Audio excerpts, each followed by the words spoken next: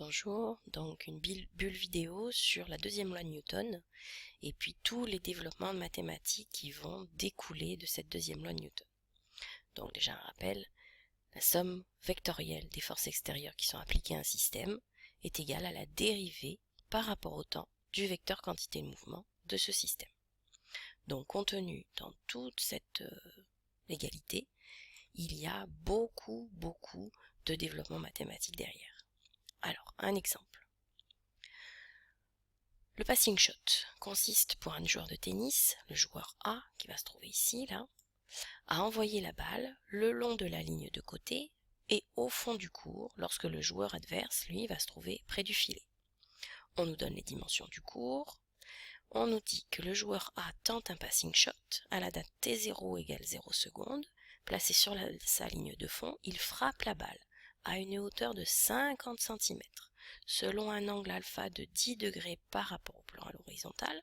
Donc c'est ce qui nous est marqué ici, là. Pour simplifier, on considérera que le mouvement se fait sans frottement et on négligera la poussée d'Archimède.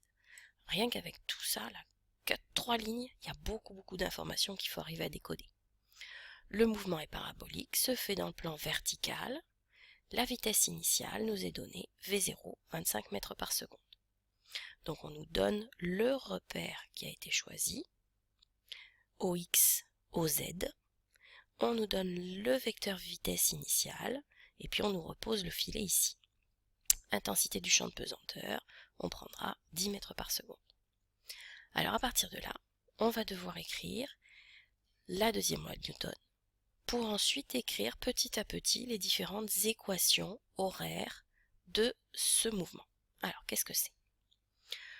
Rechercher les équations horaires du mouvement de la balle. C'est partir de cette deuxième loi de Newton. Somme des forces extérieures égale dp sur dt.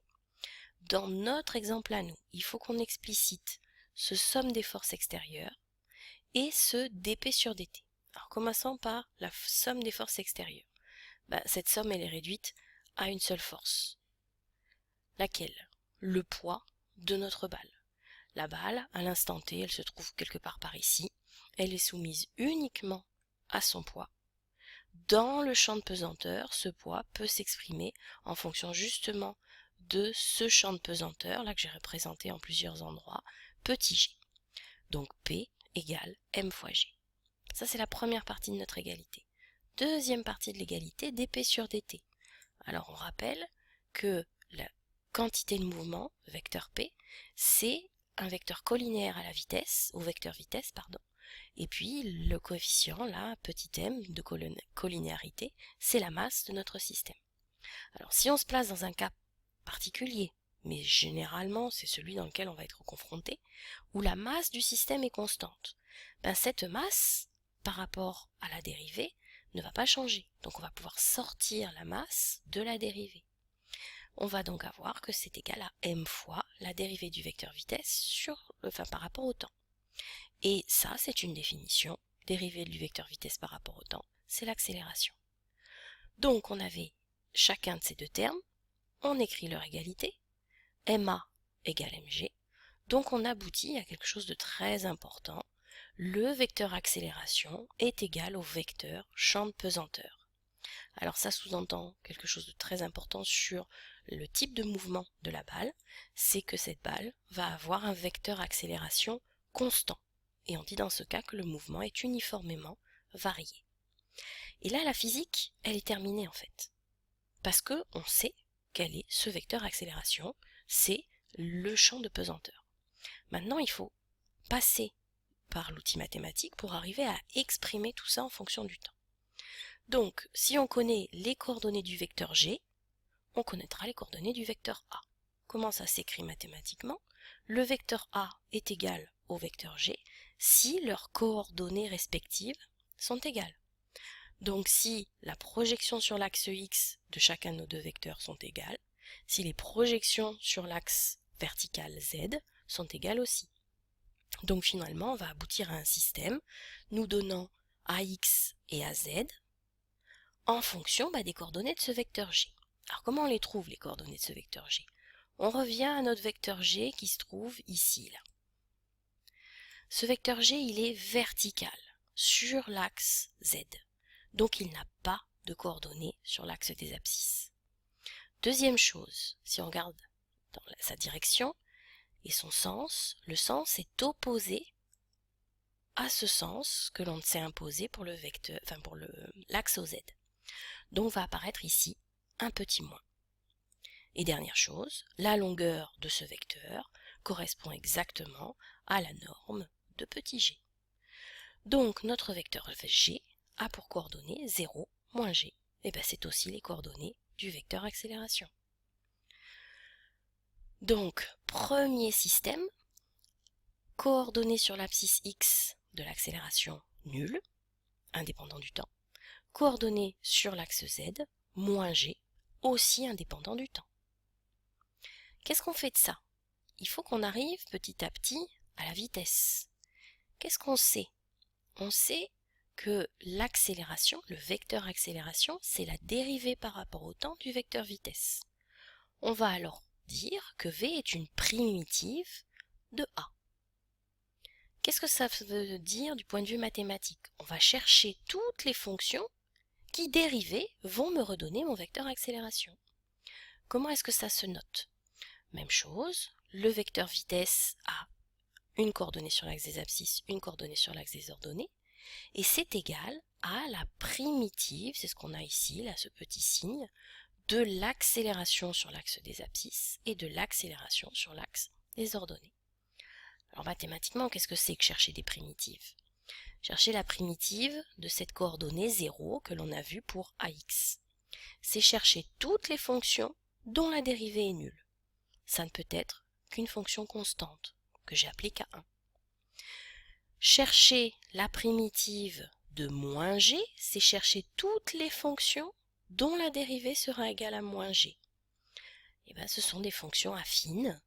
Moins gt, le temps apparaît enfin, on dérive ou on intègre par rapport au temps, plus k2.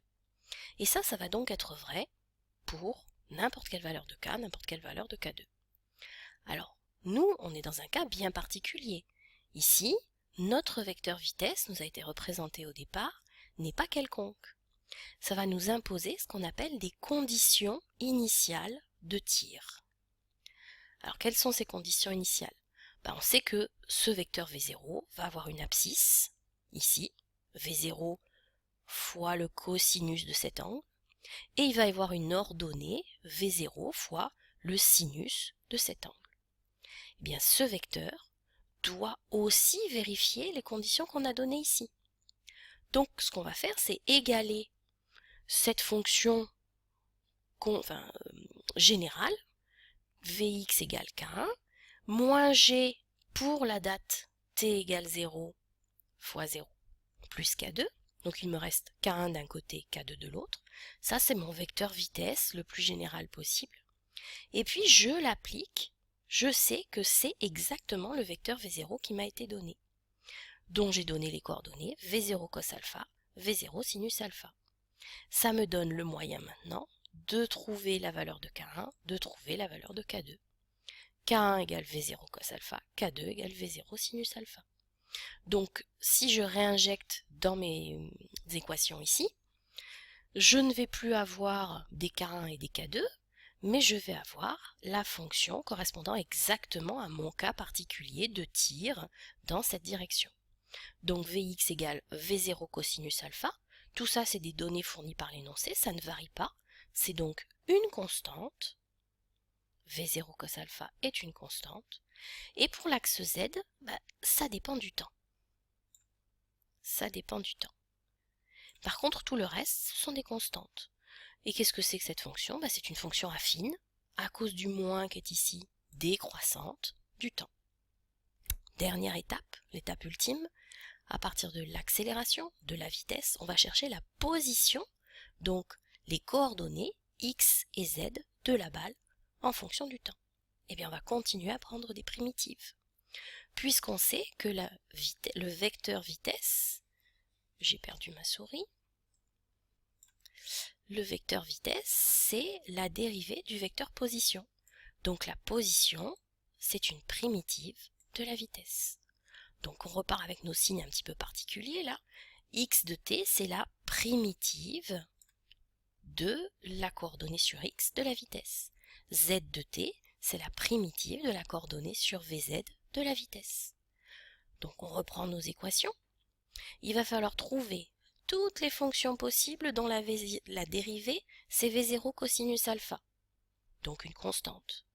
On va donc aboutir à V0 cosinus alpha fois t plus une constante. Si je dérive tout ça, il me reste bien V0 cos alpha.